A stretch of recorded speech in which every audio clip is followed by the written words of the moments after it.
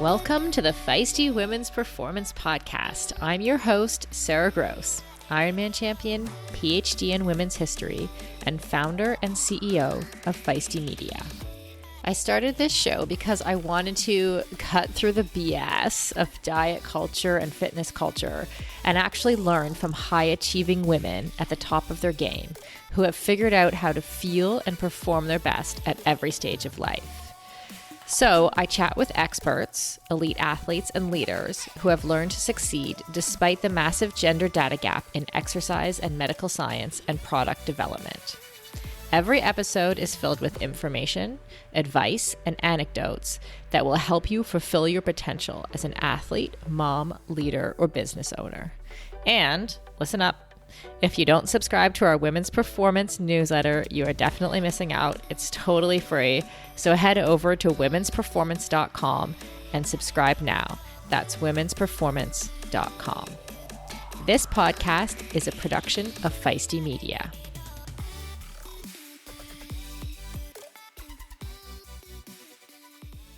Hi, Feisty friends. Welcome to season 2. I'm so excited.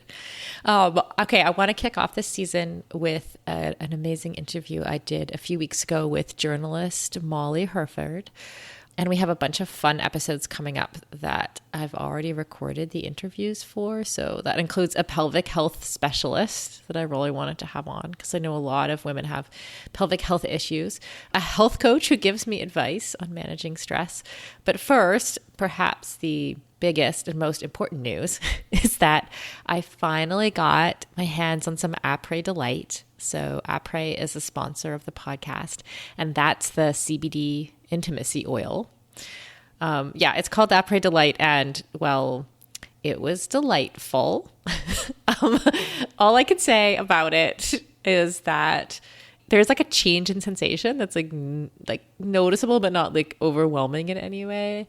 And I feel like change can often be a good thing. So yeah, I super enjoyed the Après, and I hope you all will as well. In other fun news, Feisty Media, we hosted our first annual Women's Gravel Festival called Gone Graveling, and it's the first ever Women's Gravel Festival, full stop. So it is the brainchild of the amazing Catherine Taylor, who is my right-hand woman here at Feisty. She's basically the one that takes care of making sure that shit gets done. So I say that, but she also has a very entrepreneurial mind as well. So she has a lot of amazing ideas and is able to take care of all the details and implement those ideas as well. And so one of her brainchildren, her many brainchildren, was this idea of having a festival. It was actually a 2 full days with an opening evening, so kind of like 2.5 days, Women's Gravel Festival. And what it was like this. First of all, the festival idea is so cool to me. I don't know why we don't do more of this. Like imagine like a music festival where there's like different people on stage all day long, except it's like gravel biking. So you can go to like a skills clinic, and then you can go to a bike packing clinic, and then you can learn about bike maintenance, and then you can just go for a 20-mile ride, or on the second day we went for longer rides like 62 miles or 45 miles. So there was like just like bits and pieces to choose from, and I was so stoked about I was stoked about a lot of things, but first of all, just that format, it allowed people to stretch themselves maybe with a longer ride or with doing skills that they wouldn't otherwise do if they were or practice if they were on their own, but it wasn't a race format, so it was like that kind of makes it a little bit more user-friendly in terms of people showing up, learning together, but still getting fitter and stretching themselves with those same kind of like the way you would in a race, but without the like super ultra competitive vibe. So I loved it. I loved watching people. And the other cool thing was seeing like all the Feisty people come together. So, I've been running this business for coming up on 5 years now, right? So we've got folks coming up to me saying that they listen to the If We Were Riding podcast, which is a podcast I've been doing with Sarah True and before her, Kelly O'Mara,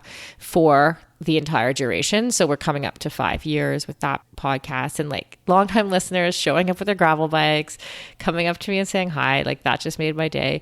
Definitely a couple listeners from this podcast came up. So I want to say thank you so much.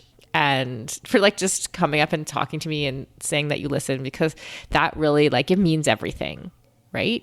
Because everybody works hard on the things that they do. I know that, but it's very rewarding to hear that we have impacted people on that individual level. So super grateful for that. And then of course our Hit Play Not Pause community from Celine's Menopause podcast showed up in droves. Our average age was probably above 40 of the women who were there at the festival. So I think there were like 73% were 40 and above, which is mind blowing, really. And people came from, I forget how many states, it was like 30 something states. So thank you to everyone who was there. And for everyone else, we will be having the Gravel Festival again next year. It's already like in the works. And Bentonville, Arkansas, if you haven't heard of it, it is an absolute hidden gem of a place.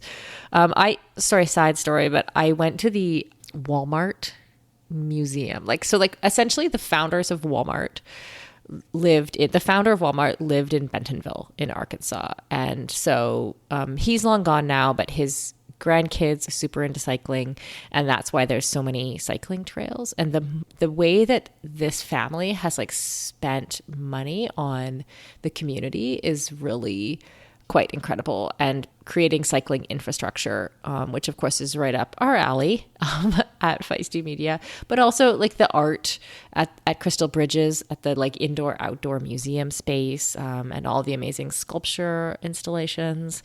It was a really neat place. So if you ever get a chance to go to Bentonville, highly recommend it. For this week's interview, I got to pick the brain of longtime journalist Molly Hurford, who is in love with all things cycling, running, nutrition, and movement related. When Molly's not outside, she's writing about being outside and healthy habits of athletes, and she interviews world-class athletes and scientists for the Consummate Athlete podcast and website. Molly also coaches running and cycling, as well as yoga, both online and in real life. She's the author of multiple books, and her most recent project, Shred Girls, is a young adult fiction series focused on getting girls excited about bikes. Molly is obsessed with getting people, especially women, psyched on adventure and being outside. And in her spare time, she runs ultra runs on trails. One of my favorite parts of our conversation was when she talked about the way she dug into her mental strength to win a 100-mile ultra overall. Our conversation takes several wacky twists and turns, but I especially loved when she talked about why women are suited to ultra running, how we need to own our athlete identity, the benefits of therapy, and her thoughts on how maybe we are farming out how we feel just a little bit too much. And not to mention, her secret pre-race routine might be freeze-dried borscht. Endurance sports should be accessible to everyone, right? That's why we are so excited to be partnering with Motive. Motive is one of the fastest growing training apps in the world today, with thousands of amateur athletes signing up every month and a nearly perfect 4.9 star rating in the App Store. You are not a template, and your training plan should not be either. Prepare for running races, triathlons, cycling events, duathlons, or swim runs, however your season schedule shapes up, and get training written by some of the best coaches in the world in each discipline who know what it takes to help amateur athletes reach their goal on race day. The app takes the training written by those experts and then creates the most optimal training plan for your schedule, abilities, and goals. Plus, the training is fully customized to your race schedule, how much you can train each week, your current abilities, and the goals you want to achieve in your race. You can use the app for free as long as you want, or get all the upgraded features from the app for just $19.99 a month. But as a Feisty listener, you can sign up at mymotive.com and use the code Feisty for 2 months of full premium access. That's right, you get 2 months of premium for free. So you quite literally have nothing to lose. So head over to mymotive.com, mymotiv.com,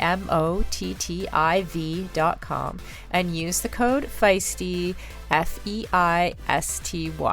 And on a personal note, I know the founder of Motive, and he is driven to make triathlon and all endurance sports more accessible for the athletes who care about their performance, but who aren't quite ready for a full-time personal coach. If that sounds like you, definitely try the app for 2 months for free. You literally have nothing to lose.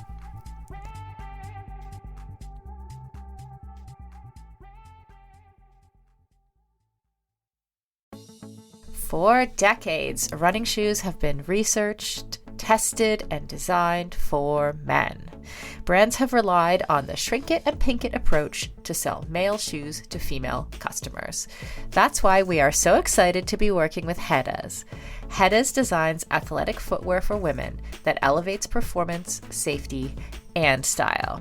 Hedas unlocks the science behind women's biomechanics through dedicated research, creates better shoes for women that support their longevity and performance, and establishes new design standards to promote transparency in a male-biased industry.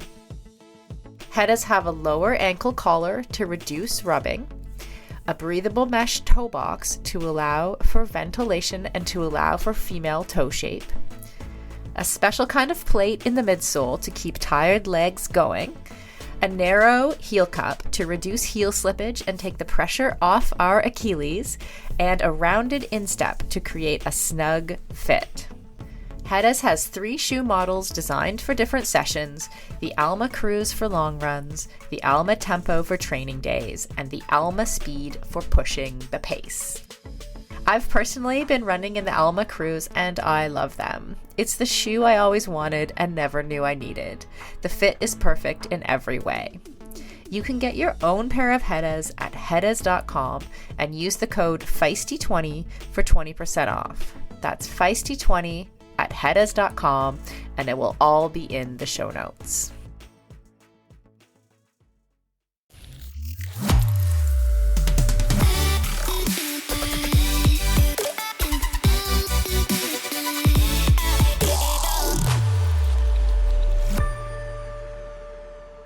Hey, Molly, welcome to the podcast. Oh my gosh, thank you so much for having me. It's great to be here. Yeah, am I right that you're from Ontario? So I live in Ontario, but I'm actually from New Jersey. You're from New Jersey, but you live in Ontario, Canada? Yes. Yeah. I married a Canadian. So moved up here a few years ago. Yeah. So if I have like a New Jersey and Canadian accent, that is the reason. Oh, I was wondering, okay, because like my like figurative tail started to wag when I read the Ontario thing. I'm also from Ontario. Oh, whereabouts? Kitchener, actually. Oh, okay. My brother-in-law and sister-in-law live in Kitchener. Whoa. Okay. Where do you live? So I'm up in Collingwood. So it's like Toronto's ski town. I know Collingwood. So my dad lives now we're like, the listeners are like, what are you talking about? Canada? Who lives in Canada? Yeah, my dad lives in that area. He lives in Wasaga Beach. So I spend a lot of time. I've been to Collingwood a lot. Oh my God. I'm obsessed with Wasaga Beach, and which makes perfect sense because I'm from New Jersey. So like grew up with, the Jersey Shore as not my stomping ground, but like I was very aware of it. So moving up here, realizing that like the Wasaga Beach is the Jersey Shore of Ontario. It totally is. It's amazing. So I love it. It's one of my favorite places. Okay.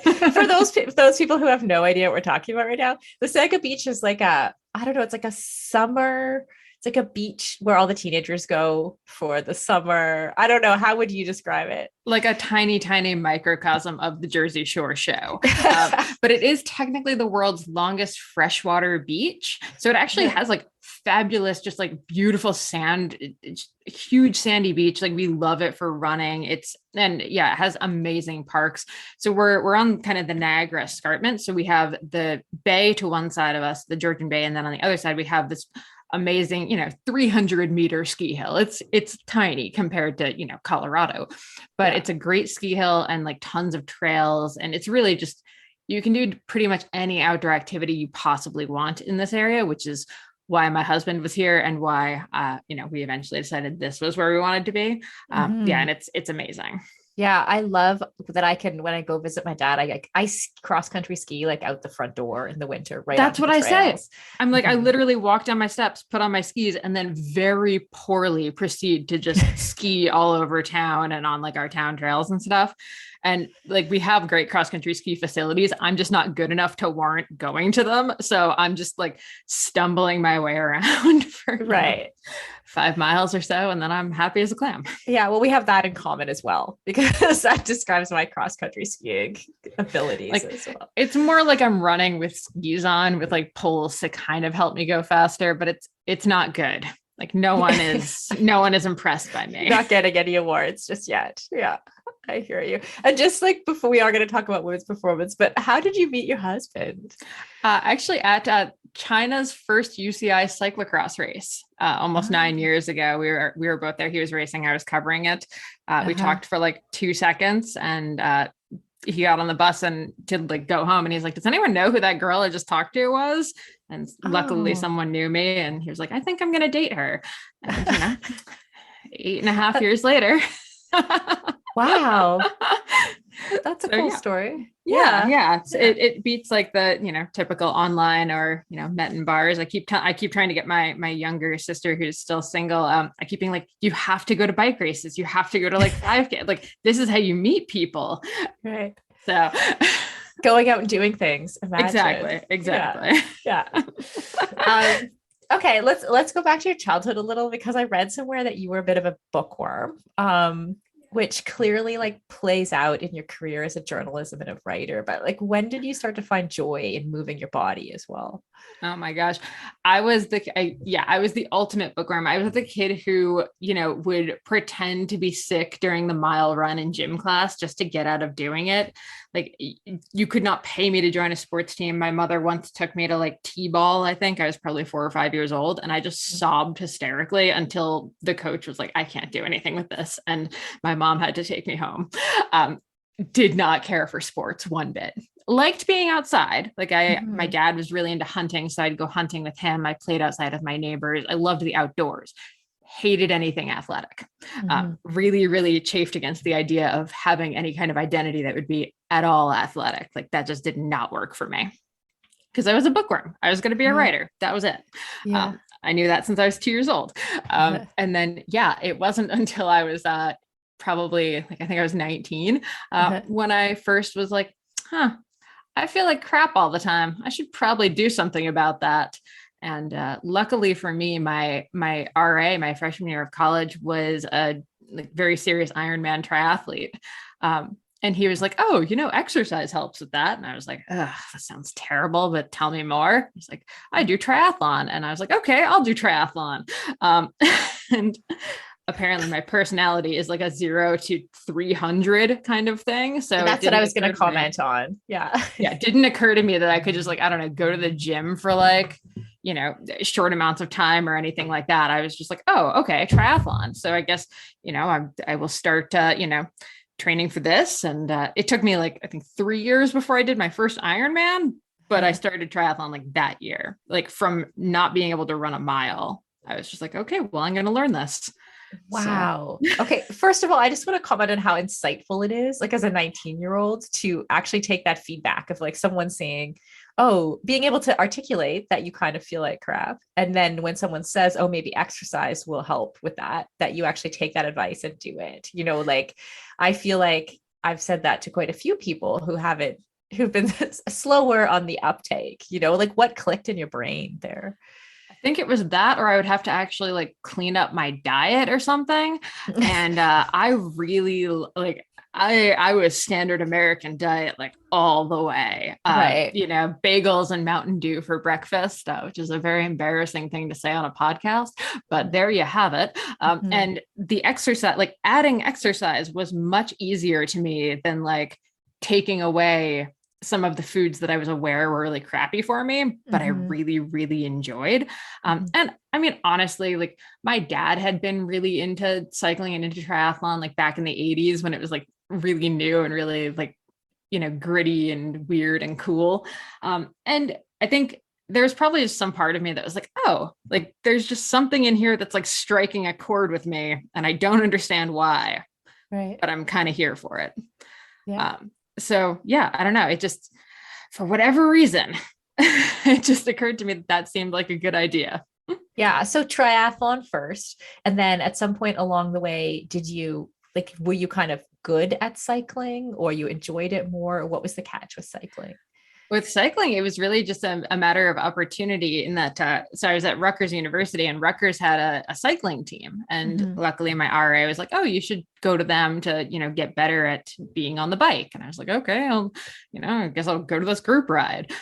So, I showed up for the first group ride in like, leggings and a hoodie, and it was like 10 degrees out, and I was utterly unprepared for it.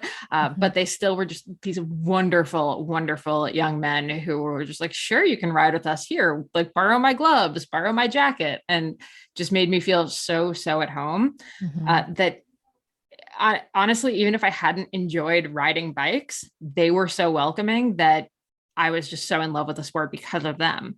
So when they were like, we need a woman to race cyclocross because the conference we were in, the collegiate conference, had just shifted their point system to Mm-hmm. where men's points and women's points were equal. So even if you had 10 guys and no women, you'd end up with like a very low maximum points you could make in the Oh. weekend. Mm-hmm. So, but if you had like one woman, you could do really well.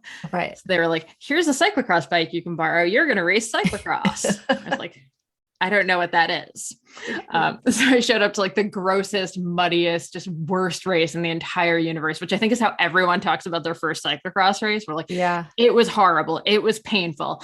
I hated every second of it. I was covered in mud by the end. My bike was wrecked. And then I couldn't wait to sign up for the next race. Right. So I was just like instantly hooked on that. And it just kind of continued from there. And I mean, I kept doing triathlon and, Yeah. I've shifted between being a serious bike racer to now I'm actually back to, I guess not back to, because I never really got into it. Now I'm more into the running side of things, Right. for what I do for fun. Um, Fun, not Like profit. run 100 miles, right? Like run 100 100 races. miles. Yeah. Yeah. I feel like we're whipping through your athletic career here, just like I know it's a little bit of whiplash if I start thinking about it too much, like yeah. going through it really quickly.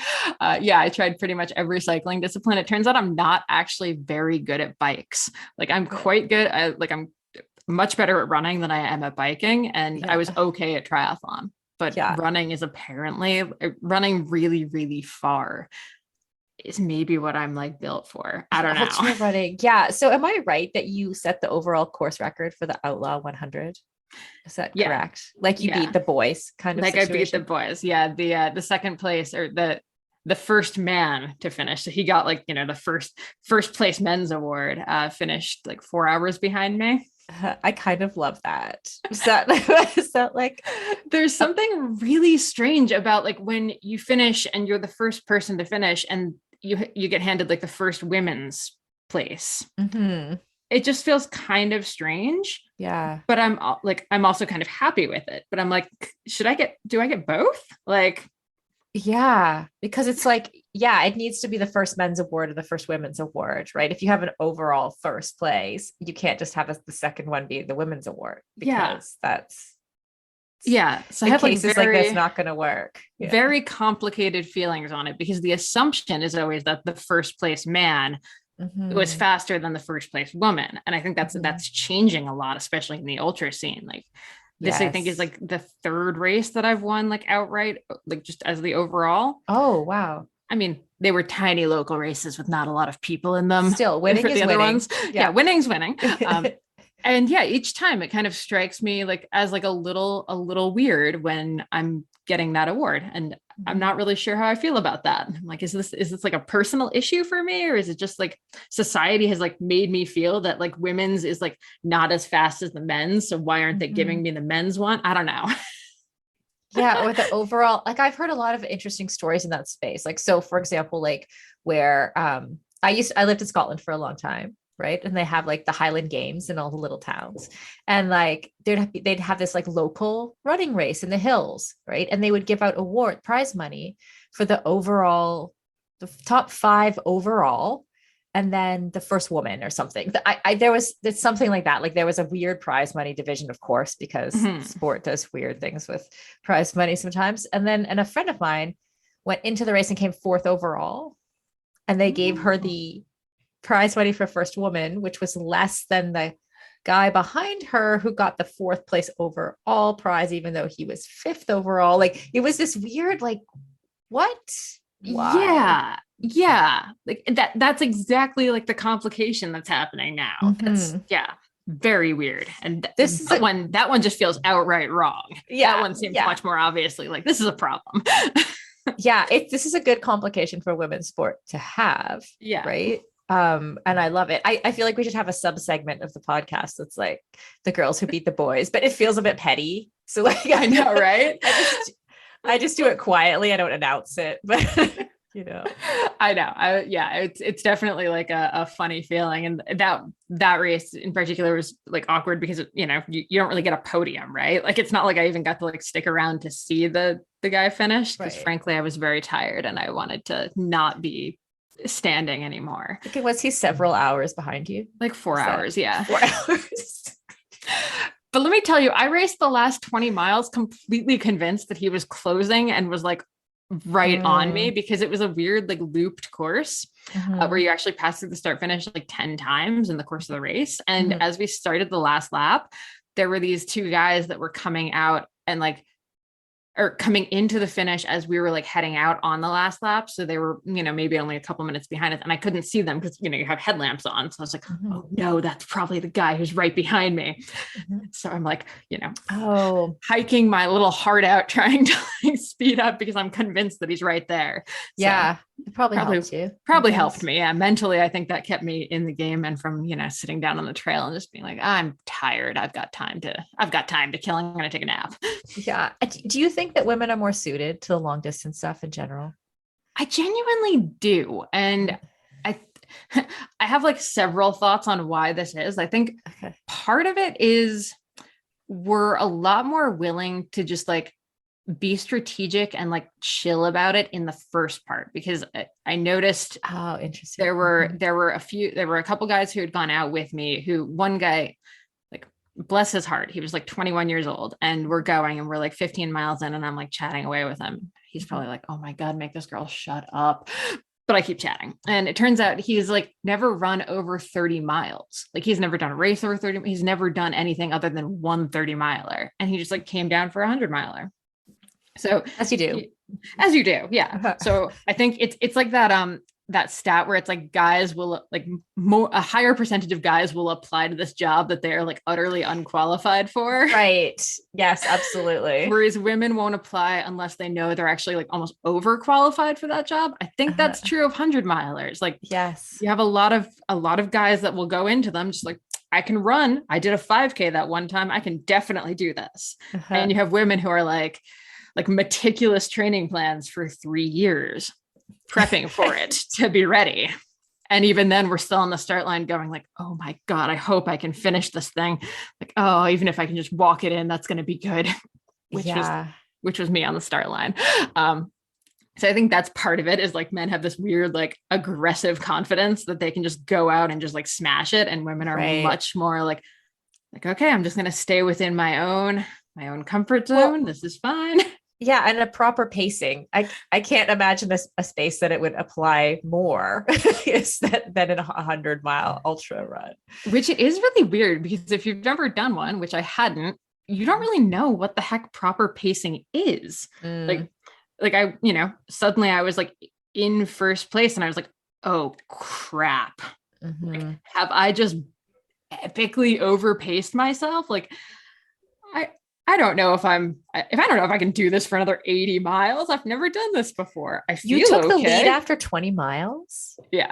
Oh, that is a bit scary. It's terrifying. Yeah. And like, I wasn't positive that I had the lead. I was like kind of like, I passed one guy who was out doing the 50 mile, and you pass people on this loop. So I passed pretty much everyone racing at some point or another. And he was like, "Oh, you're in the lead." And I was like, "What?" No. Thought he was like hallucinating or something. But then it started like clicking, and I was like, well, there weren't that many guys ahead of me, and I think I've passed them all. So crap, am I in the lead?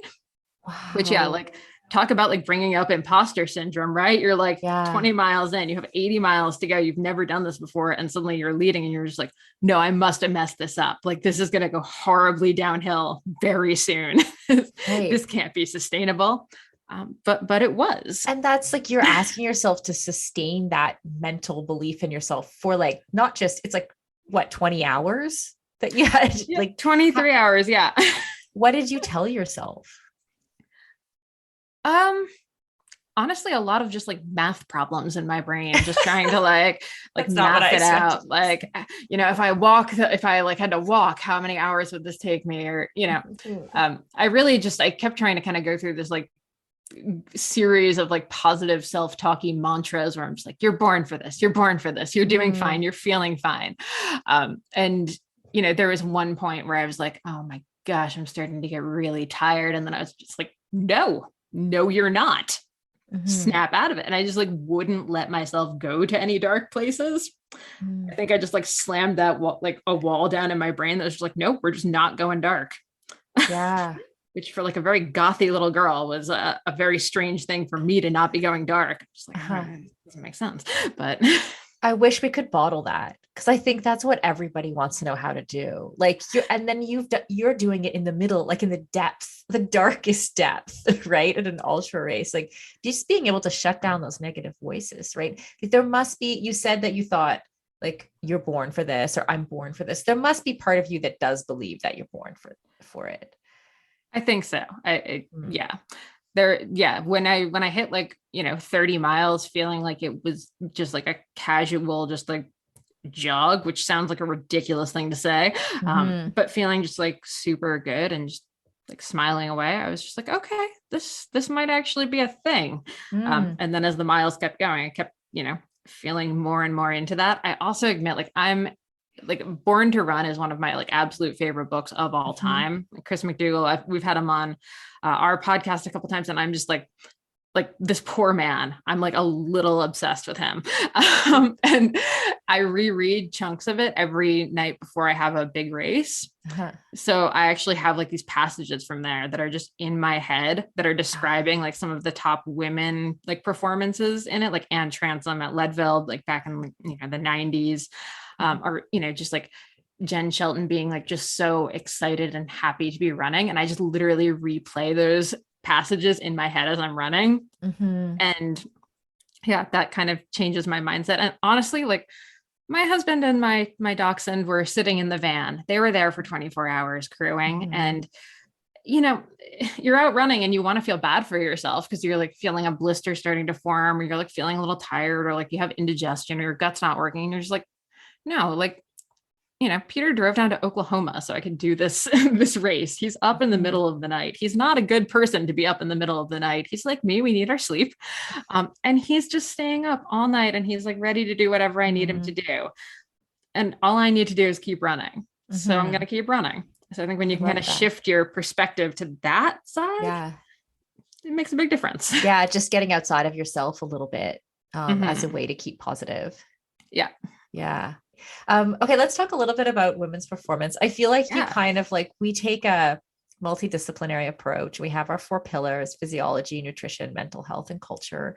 And I feel like a lot of your background kind of embodies that multidisciplinary approach, like the stuff you've just been talking about with your mental skills, but also you're a running coach, cycling coach, you're nutrition certified, yoga, you bring all these things together. So like, what are the things that you've learned about getting like the best out of your body in those 4 areas? So I don't know, maybe let's start with culture, maybe, because I feel like that's a little bit more like intangible. Like, how have you engaged with the culture that surrounds you, and in what way has that culture been supportive or not supportive?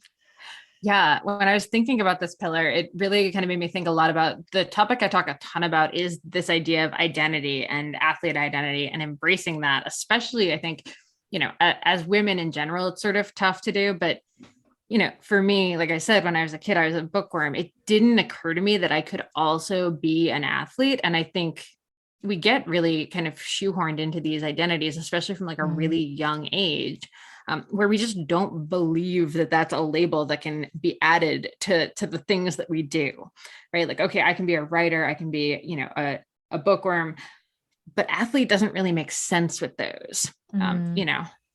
I like being cozy on the couch. That doesn't really work with like going out and doing my workout. I want to be, wearing this like cute outfit, but like, when the hell am I doing my hair when I have just, I'm like training twice a day, which is still a question that I have not yet figured out. Side note. Lululemon's only a partial answer. Yeah, exactly. Big headphones and working from home for podcasting is the other right. side of that coin, really. But so when I've kind of explored this idea of identity for a long time, and that's actually how I ended up writing the Shred Girls, my fiction middle grade series. That's, about getting girls on bikes. And it was sort of with this idea that these girls were all going to kind of come together and not necessarily be cyclists. Like, they weren't identifying as cyclists kind of before they came together and formed this little Shred Girls girl gang here. Because that's exactly how I felt. And I was like, oh man, if someone had given me the permission to be both things when I was younger, that would have been a game changer. Yeah. Or even like giving ourselves permission, because sometimes I feel like, oh, I don't want to confuse people, like I don't want them to, or I don't want to feel like I'm bragging, like, oh, I'm an elite athlete and I run a company, or, like sometimes I just keep quiet and let them assume I'm one or the other. Exactly. A million times. Yes. And I will say, like, up here in Collingwood, like, I'm surrounded by women who are, they're all working normal, like 9 to 5s, they're teachers, they're, doing all these things. And they're all just badass runners and cyclists. And they're just doing amazing things. And they're like unapologetically athletes. So I think for me, like, the biggest thing culturally has been to accept that I am also an athlete. I get to call myself that sometimes. And, trying to help other people kind of lean into that identity. And I think the more you can lean into the athlete identity, I think the more the physiology, the nutrition, the mental health pieces all kind of like fall into place. Right. Because if you're kind of fighting against the idea that you're an athlete because you're so busy being, a teacher, a mom, a writer, a whatever, that makes it really hard to pay attention to your nutrition the way an athlete would. It makes it hard to pay attention to your training and your recovery the way an athlete would, or take care of your mental health the way an athlete would. But if you can start with like, I am an athlete, it's a lot easier to have those other pillars kind of fall into place. Yeah. Okay. So let's talk about the other pillars. We talked a bit about mental health and your mental strategies, but what else would you recommend from the lessons you've learned? As far as mental health goes? Yeah. Or even just mental skills broadly. Yeah. I mean, I cannot stress the benefits of therapy, like, as even a preventative measure enough. I actually just, for like the first time in my life, went to therapy back in the fall a few times. And it was really like, my therapist actually kind of referred to it as like more like tune-up sessions. Like, you go to get your oil changed on your car every so often. So even if you don't have any major thorny issues that you're currently grappling with or stuff you're struggling with, honestly, finding a therapist just to chat with is super, super helpful. And it could be a sports psych, but I just found like a regular therapist in town that I really liked. And it was great. And I feel like now if something does come up that I'm like struggling with, like it's happened a couple of times where I had like a little thing with work that I wanted to deal with, or, I was having issues with my mother or something. As we all do, as we do, she already knows me and has a bit of a background on me. So I think that's actually like incredibly helpful, is knowing that I don't have to start from scratch. Right. Cause I think that's the really intimidating part when you're struggling with any kind of like anxiety or depression or anything like that. You're like, the idea of having to like find a therapist, find one that you like, probably go to a couple, find one that takes your insurance if that's a thing, find one you can afford if insurance is not your thing. And then just the sitting down and like kind of giving them the basic bio is just, it feels exhausting and it feels like way too much. But to have that kind of already in the bank, so I can just be like, okay, I need an appointment, like, cool, we're in. She doesn't need to like hear my whole backstory. She already has it. It's just so helpful. So Yeah. Cannot recommend it enough. Yeah. What I'm hearing is echoes of like having a team and forming a team, which is something that actually hasn't come up yet as a performance kind of strategy. So like have the right team, right? Have the right person helping you with your nutrition or your training program, but also your mental health, right? And you're so right 100%. about it. Like that having that person who already knows you, so valuable. Oh, it's so good. And then I'd also like to throw meditation in there. I'm not great at it. I don't think most people are, but I try to make time for it every day, like a few minutes. I've actually found like I love my compression boots. I'm not sure how much they do for me physiologically, but they make me sit. Yes. And like not move for an hour. So that gives me time to, I mean, work on my computer, but also just like, okay, well, I'm stuck here. I'm going to meditate for 10 minutes. Yeah. I used to use that strategy also with the compression boots, like just like get myself lined up with my computer and my coffee and everything. So I could actually, and it created this insight for me. It was like, oh, actually, I don't sit for an hour. Like I think I do. I have this sense that like I sit on my computer for hours and hours, which I do, but I move around a lot. Right. And like actually being forced to just sit there, really valuable. Yeah. Okay. How about your nutrition? How do you handle your nutrition? Yeah. Well, this is also the team thing. So I have actually worked with a couple of dietitians. I've gotten, blood work done in the past and then sent it to them, just kind of see how I'm doing, see how things are going. My biggest thing with nutrition tends to be that I really refuse to use a scale anymore. Like I've had ebbs and flows with it my whole life, but I don't think I've been on a scale in over 2 years now. And for me, that is just so much healthier. So I'll start with that. And then I'll also go to really just trying to do the basics. Like, I've written about food for so long, and it seems like every like serious expert always comes back to sort of these basic principles, like focus on eating enough protein, especially when you're training hard. Make sure you're eating a lot of veggies, a lot of like healthy carbs. There's room for unhealthy carbs in there too. If you're training a lot, make sure you're getting healthy fats. We all sort of know the basics of nutrition. If you've been in sport for a couple of years, or you've read articles in most runners world, bicycling, like most sports things, we all generally know what we should be eating more of and less of. So I just try to do that about 80% of the time, but I still eat dessert most nights and really focus on fueling my workouts. That's actually been the biggest thing that I've had to do in like the past few years. And it's something I started doing when we were coaching a lot of youth camps. I'd be, doing these like 6-hour rides with these like teenagers. And there's sort of twofold reasons that fueling became more important at those things. And reason number one was like the coach can't bonk. Like it does not look good for you if you're like halfway up a mountain, on a 5-hour ride and you're the one that's like dragging because you forgot to eat. Yeah. And you need your brain to function at that point because you're a responsible adult. Yeah, exactly. Like one girl on the campus actually like at the end of it, she's like, you were so like even no matter what was happening. Like you're like, your attitude is just like always really calm. And I was like, yeah, it's because I'm eating. Like it's 100% because I'm eating. If I wasn't, I'd be a nightmare to ride with. I know this.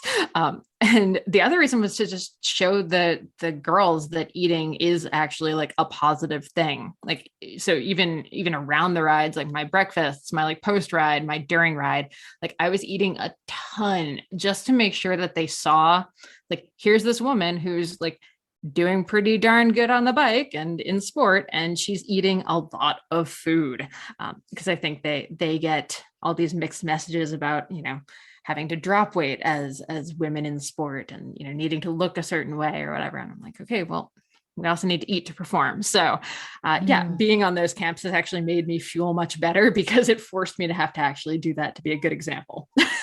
Yeah. And I'm hearing you. Sorry, can you hear the seagulls that are like, so like, sorry, listeners. Like, I don't know if we're in like a horror movie or like what's happening. My office is very near like the harbor here in Victoria.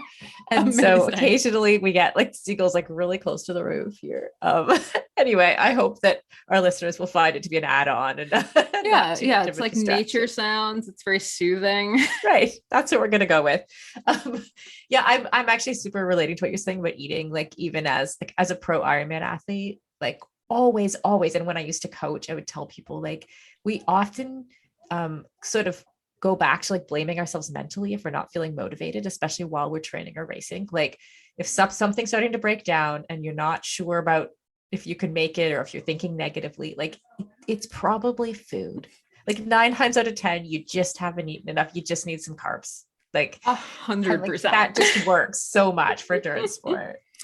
Yeah, no, absolutely. And I will say actually during my 100 miler, whenever I was even starting to have like the hint of like being bummed out, I would take a sip, and I was using Tailwind because I know that it works for me. I know I can take in a ton of calories that way. I know I'm not great with eating solid foods because it takes time to open them. You have to remember to do it, etc. But when you can drink 800 calories in a liter and a half, like that's great. And every time I did that, I was like, oh, okay. Yeah, I was thirsty or hungry. This is fine. You're fine. Yeah. The other one it used to be for me is like sodium, just straight up sodium. I would start to feel fuzzy in the head, in a hot race, and then just taste. All I had to do was taste salt and I'd feel better. Like, oh, I'm not the loser that my brain was just telling me I am. I actually just needed salt. Yeah. No, everyone who knows me will know that salt sparks so much joy for me. People will like sit and watch me at meals, like salting food, and it's excessive. But luckily for me, I think I sweat most of it out. So so far so good. No blood pressure issues yet. Nice. Salt sparks joy. Okay. And then in the physiology department, in terms of your training, how do you decide your training program? And do you work at all with your own, like with your cycle or your female physiology? Is that something that you take into account with your training program, or not really? Oh, see, this is like an interesting thing. So I do. So the biggest thing that I've done for my physiology side in recent years is actually sticking to a training plan, because I was definitely like a plan hopper and like utterly uncoachable. Right. But now I actually work with David Roche. He's an amazing ultra endurance coach. And he has a very simple like Excel spreadsheet for me. So I don't have to like go into any different apps or anything. I just write something in my Excel spreadsheet every day. It's very easy. For some reason, it works with my brain. So following that has been very helpful. Right. Actually follow the program is like step one. Yeah. It doesn't matter what program it is. Like we're very fond of saying, anything works for 6 weeks, but you have to actually follow the darn thing.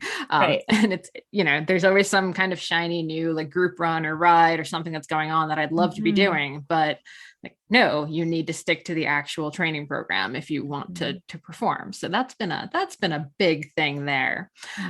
As far, and taking rest days has also been part of that. Yeah. Part of that same issue of being untrainable and not following plans. As far as the female physiology thing goes, so this is a thing that I actually kind of want to get into more now that I actually have so here's the issue. We're going to get really, really granular here for a second. So I actually have an IUD, and I have one of it's the Canadian version. It's called like the Kylena. So it's like a tiny version of the Mirena. I think that's the one I have too. Okay. So it's a hormonal IUD. So as a result, I actually don't get a period at all. So it is very hard to like do anything within my cycle because I don't actually know when my cycle is. So it is something that I'm really interested in though. And I did actually just get an Aura ring, and now that one is doing cycle tracking. So now I need to remember to actually like start wearing the Aura ring again. As you can see, I am not wearing it. So clearly I have not gotten to this point yet. It's very uncomfortable for me. Like I started wearing it and I was like, I can't get used to this. So I stopped, and now I need to get back to it and just like give it a week to get like adjusted to, because it's, it's a burly ring. And I'm hoping that will actually like help me figure out when my cycle actually is, so I can start kind of like trying to correlate, do I actually have training stuff that like could shift to better work with it? Yeah. So it's on the to-do list, but I think this is a huge issue for a lot of women I know who have the IUD that don't get a regular cycle anymore because we have no indication. Right. Or maybe it's just like, I noticed when I got my IUD, once I settled into it, that actually some of the more negative parts of my cycle for my training, like those couple days right before my period, were mitigated by like whatever, by the low dose progesterone or whatever's happening there.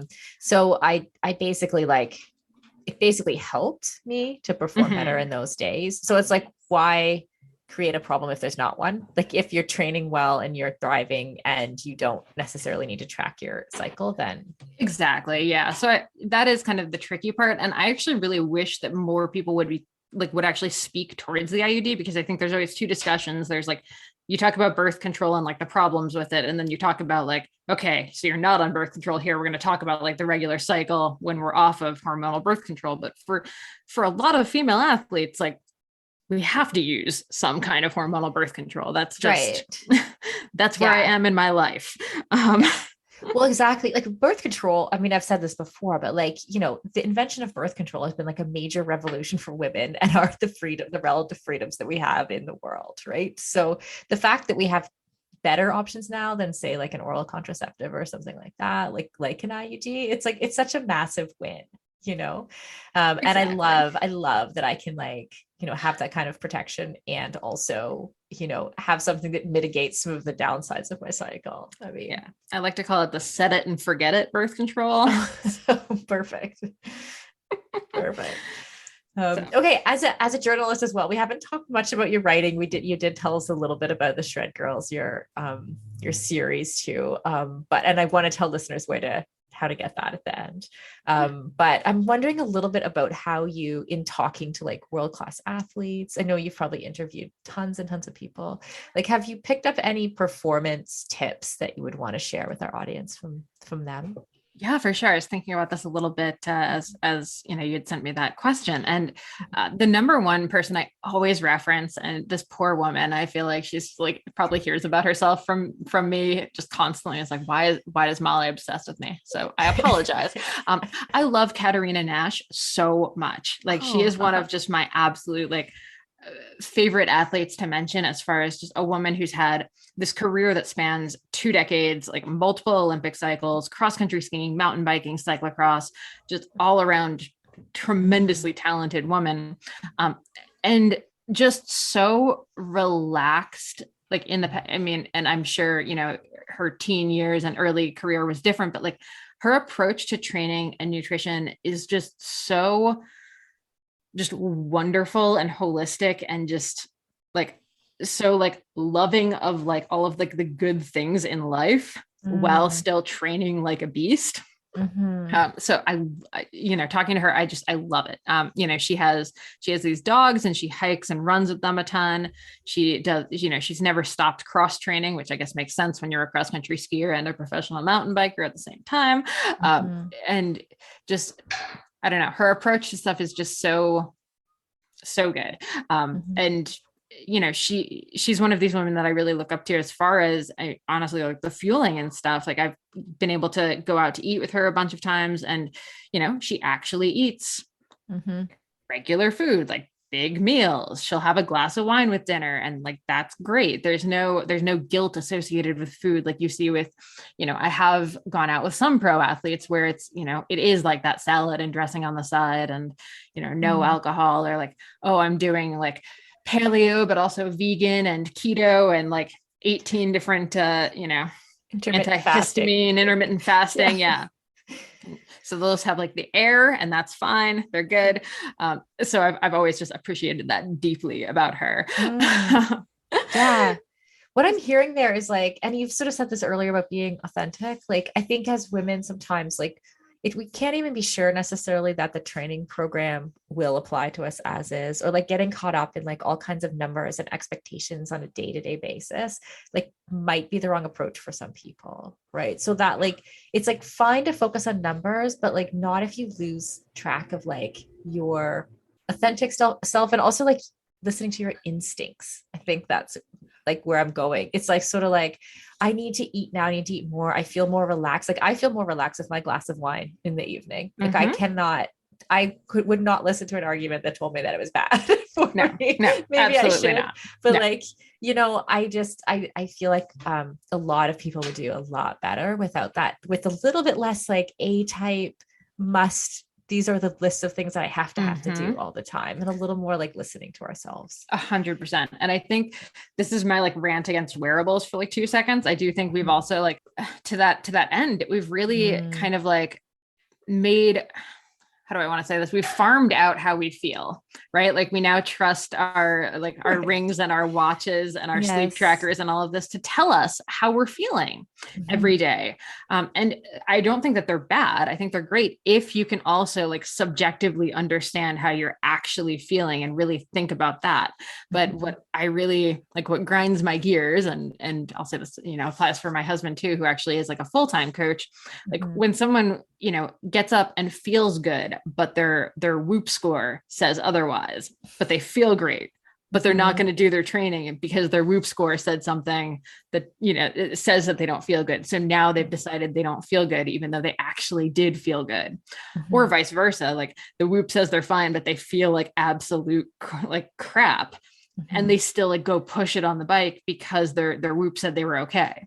This is not to throw Whoop under the bus. This is like every wearable. Like there is, they're subject to error. Like it happens. So I think to just let these wearables and these apps tell us how we're feeling is just really scary to me. That's very like, I don't know.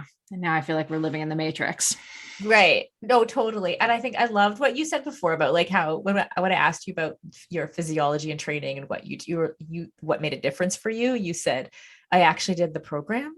Right. Like that's a very, very basic, right? Like, and I think that most people, like here you are, you're an extremely successful athlete. Right. And you're saying like, actually just follow the program. Like that's the very basic, simple thing. It's not this like complicated algorithm of all the things that you need to do. And I think a lot of people would benefit from that, like that kind of simple thinking. Like actually, am I trusting myself to do the best that I can do with the training that's right in front of me, that a coach who knows what they're doing planned for me on this day, and like, if you could check that box, you're like, 90% of the way there. Exactly. Yeah. And admittedly also like being like reasonable about it. So today I actually had dental work done and I'd planned on running afterwards, but it was like a whole thing. And then like the dentist, I've never been to this woman before, but she's in town and it's a small town, and I'm about to get up and she's like, so I know you like to run. You can't do that for 24 hours. I was like, oh no. So I did have to tell my coach I couldn't run today. So within reason. Yeah. And also there's like the instincts piece, right? Like sometimes we just know we need a day off, or sometimes a medical professional tells us we need it and we should probably take it. Yeah, exactly. And I will say the other thing that came to mind actually, when you asked about like great tips from pro athletes, I actually just posted this article about my pre-race rituals and sort of how I think about like my pre-race routine. So I was talking about like, oh, like I know I can have pizza pretty much anywhere in the world. Like pizza is really readily accessible. So that is my pre-race meal. I like don't overcomplicate it. It's just pizza. And that actually made me realize, I think I actually kind of stole that from, I was interviewing the Paralympian Oksana Masters, and she actually just got gold in cross country in the Paralympics. And she's an amazing hand cyclist as well. She's just one of the coolest women on the planet. And she was telling me, she actually travels. She lives in the US, but she's from the Ukraine originally. And she actually travels with freeze-dried borscht, because that is what she has pre-race. Like she needs to have that with her meal pre-race. So like beet soup. And she just brings like a camping version of it with her wherever she goes. So she brought it to Tokyo. She brought it to the Paralympics. And I thought that was just so amazing for like having this pre-race ritual and, being like sticking to it, but being smart about it, right? Like she's not going to find borscht in like Tokyo, probably. Like that's going to be a little tricky. Like it's going to be tricky to find that in middle America. So she brings freeze-dried borscht, like just so like smart and like thoughtful and like thinking ahead. And I love that. So I feel like that's the energy I want to take into pre-race, except not with freeze-dried borscht, because that sounds kind of not precisely freeze-dried borscht, but like that vibe. Yeah. I hear you. Simple is good for sure with stuff like that. Okay, Molly, you are so full of wisdom. I'm enjoying this so much. Where can people find you? Like you have a podcast, correct? Called The Consummate Athlete. How do we find that? And what do you talk about on it?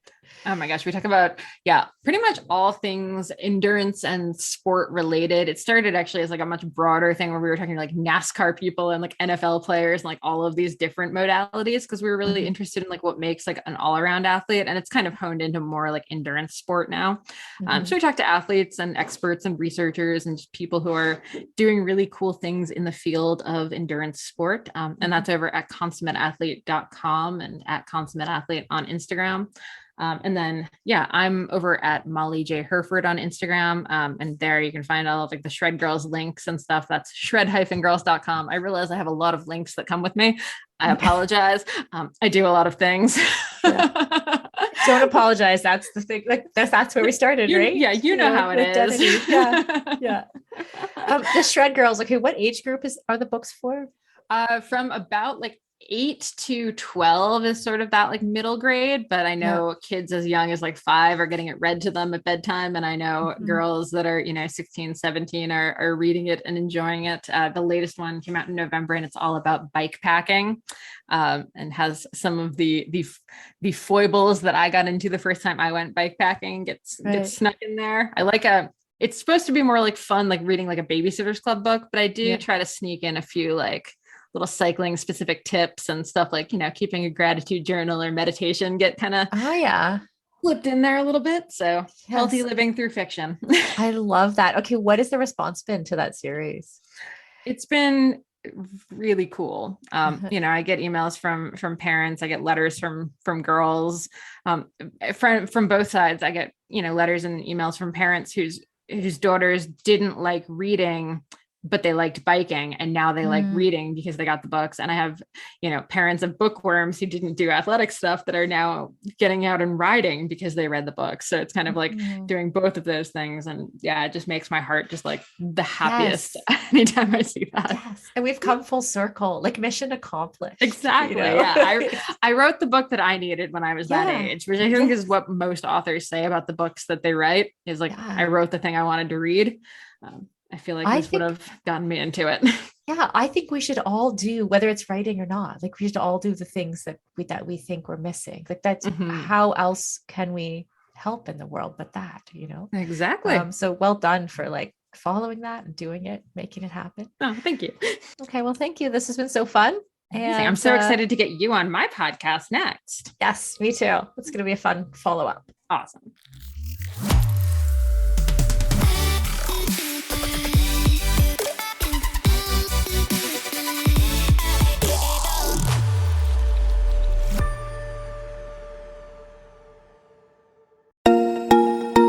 As a lifelong runner and triathlete turned CrossFitter, I am stoked to announce that the athletic eyewear brand Tifosi Optics has joined us as a partner here at Feisty Media. Tifosi sports glasses hit all the marks for athletes. They're shatterproof polybicarbonate, so the lenses not only reduce glare, but also offer scratch resistance, which I 100% need.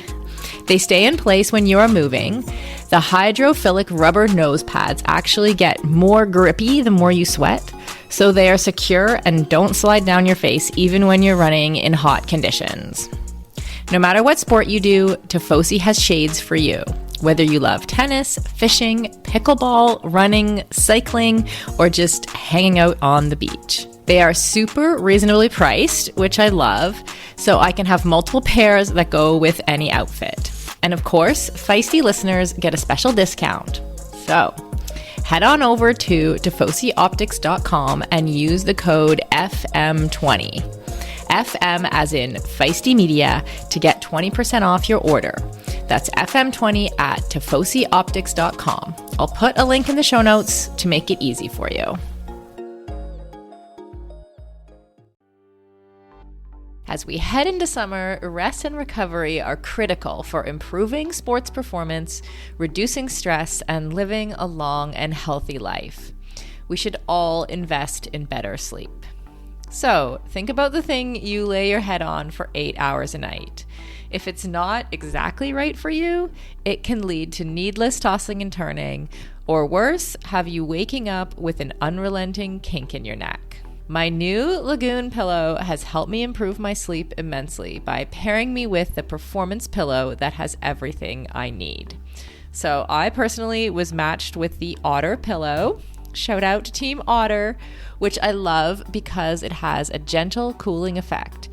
And I was able to choose how much stuffing I wanted in it, which is super important to me because I'm doing a decent amount of CrossFit these days and my shoulders are kind of creaky. So having a pillow that is stuffed just to the right height keeps my neck and head in exactly the right position and comfortable for the entire night. And as of fall 2023, Lagoon launched their 100% mulberry silk pillowcases.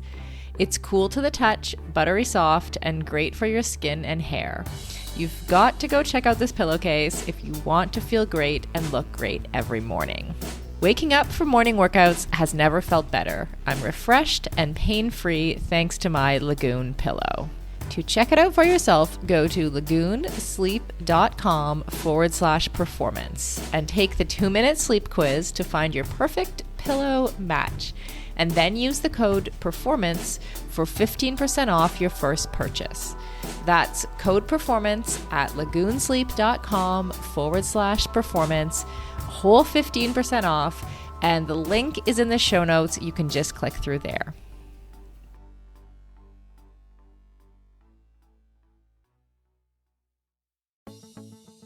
Building muscle can be tough and gains can be so slow, even for those of us who do a lot of strength training. As an ex-endurance athlete who is now in perimenopause, I know this all too well. It can be frustrating to put in the time in the gym and not see the results I'm looking for. That's why it's super important to take the right supplements at the right time.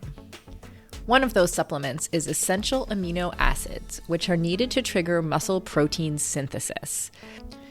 Muscle protein synthesis happens when you eat high-quality protein, like eggs or whey.